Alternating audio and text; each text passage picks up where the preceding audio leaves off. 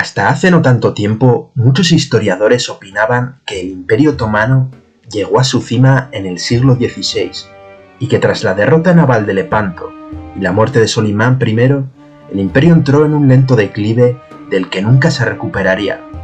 Sin embargo, esto no es cierto, ya que sin ir más lejos, durante la segunda mitad del siglo siguiente, debido a las reformas de los visires de la familia Koprulu, las cuales castigaron a funcionarios corruptos en la administración, endurecieron la disciplina en el ejército y llevaron una serie de mejoras en materia económica y a obtener la mayor expansión territorial del imperio. Bajo el reinado del sultán Mehmed IV, sus conquistas en Europa abarcaban todos los Balcanes, incluyendo la reciente conquista de Podolia, una parte del reino de Polonia y gran parte del reino de Hungría, tras la batalla de Mohacs en 1526.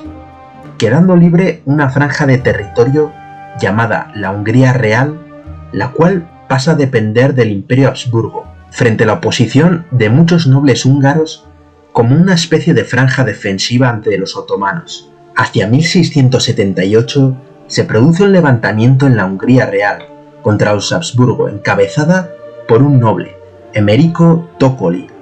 Este ejército húngaro de los llamados Kuruk estaba compuesto principalmente por siervos y nobles menores húngaros empobrecidos, así como campesinos protestantes y eslavos. Es entonces cuando el sultán Mehmed IV aprovecha para aliarse con Tokoli.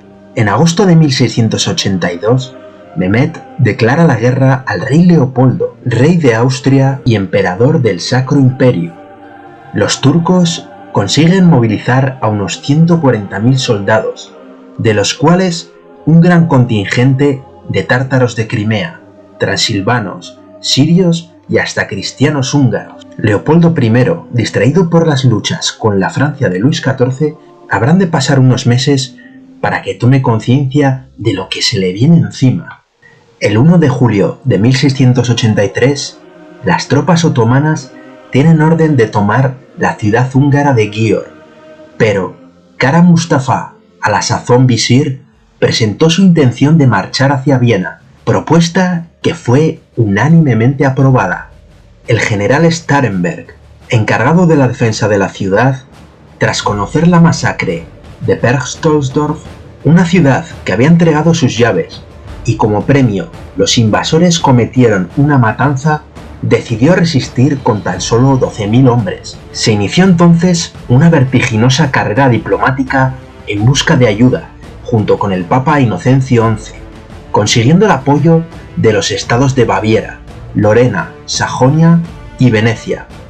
Muy peculiar fue el caso de Polonia, que había firmado un tratado con los Habsburgo por el que si Cracovia era atacada, Viena intervendría y viceversa.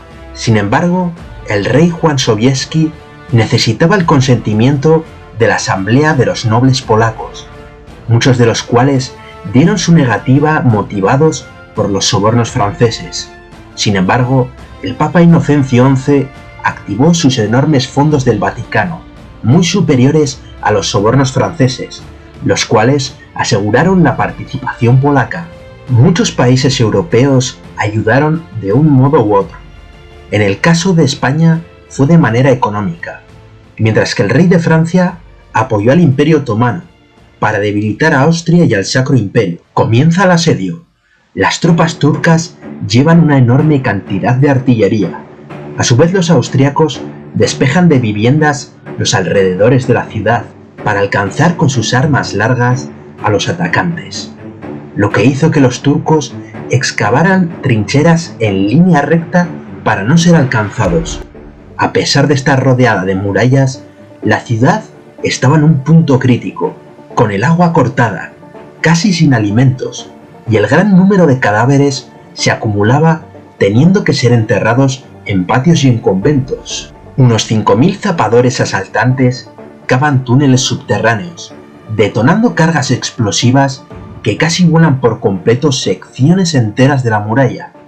Parece ser que los panaderos de la ciudad, al levantarse temprano y al estar cerca de las murallas, notaron ruidos y temblores extraños, dando la voz de alarma, por lo que luego serán reconocidos. A su vez, los austríacos comienzan a cavar túneles por debajo de los turcos, llegando a evitar nuevas detonaciones o que entrasen vía subterránea en la ciudad. La manzana dorada, como la llamaba el sultán Mehmed, parecía que iba a caer de un momento a otro, pero tras casi 2 meses de asedio, la coalición ya estaba en las inmediaciones de Viena.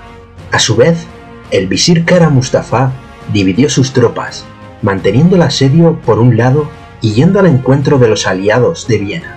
Entre los días 11 y 12 de septiembre de 1683 se produce la decisiva carga de los húsares polacos, principalmente en la batalla de Kahlenberg.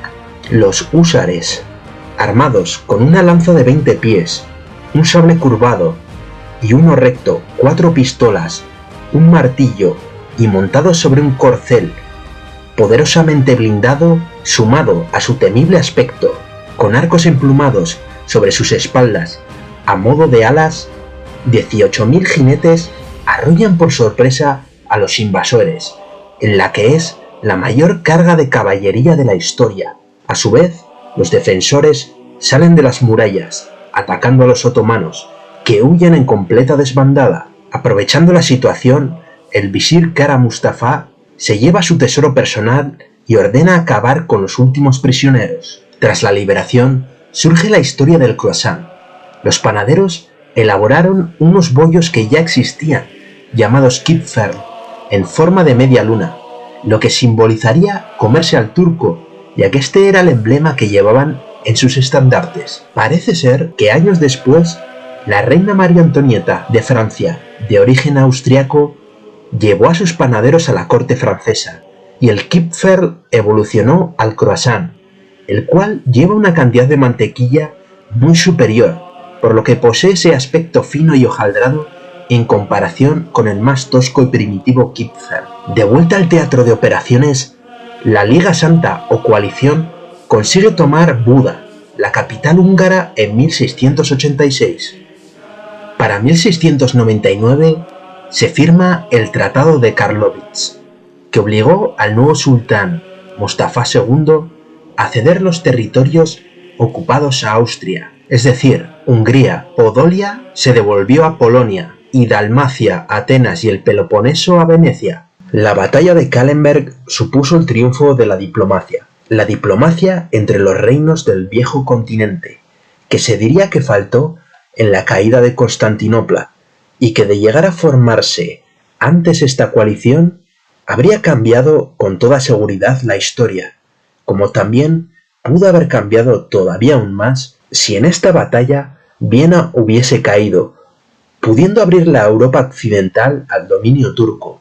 De gran importancia, pero de poca relevancia en nuestros días, la victoria austríaca pone la semilla de su avance en la Europa del Este y balcánica, que desataría tensiones entre las diversas nacionalidades y el Imperio Augsburgo, cuyo fin será el estallido de la Gran Guerra en 1914, y supondrá también el fin de la amenaza otomana en Europa y el inicio de un declive territorial, político y cultural que terminará con la entrada de los otomanos en la Primera Guerra Mundial, en la que se sellaría la disolución del viejo Imperio Oriental.